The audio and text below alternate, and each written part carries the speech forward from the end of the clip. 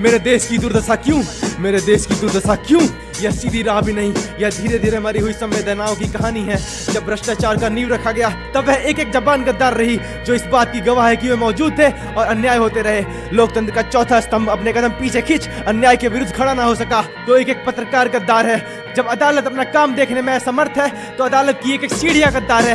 वह एक नहीं हजार कायरों की भांति मरे जो मौन रहे, तभी देश की नींव में दरार पड़ी और जनता का जनतंत्र गुलाम बना। यह धर्म आस्था से नहीं हिंसा से जुड़ा रहा। भीड़ के हाथों में रही किसी बेगुनाह की मौत और राजनीति राज्य के जबान पर किसी गुटके की तरह मल दी गई।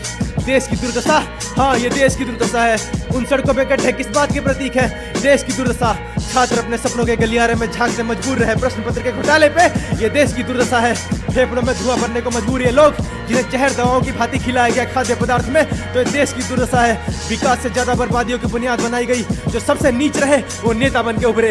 मैं भूल गया शायद जहाँ सोच समझ और सपनों पर इतने ज्यादा ताले रहे वहाँ लोग कितने हिम्मत वाले रहे।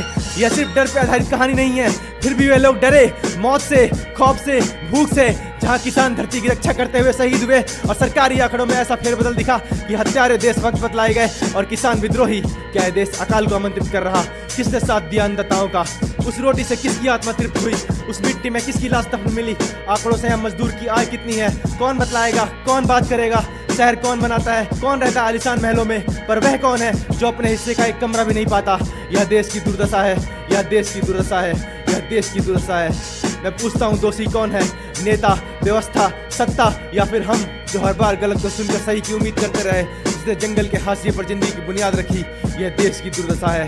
जब देशभक्ति की परिभाषा चाटुकारिता से बनने लगे, नेता सवाल से डरने लगे, घेराव करने लगे, जब तिरंगा झूठ में मैला हो जाए, सच से भारी हो जाए, देह से खाली हो जाए और संविधान धर्म और नारे में बदल जाए, यह देश का दमन है, यह देश की दुर्दशा है। देश मरा नहीं, देश दलालों के हाथ में सत्ता का भेद चढ़ गया।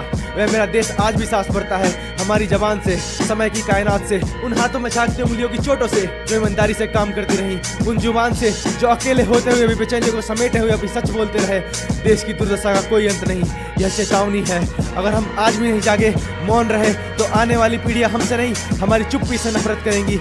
हम तिरंगे को माथे से लगाते रहे और उसी माथे पे उपजी जाति धर्म भाषा खरपतवार की भांति भाईचारे के बाग में फसलों को कीड़े मकोड़े की तरह चाटती रही। दीवारें इतनी बढ़ गई जिनमें पार पाना कठिन हो गया। यह देश एक नक्शा बन के रह गया।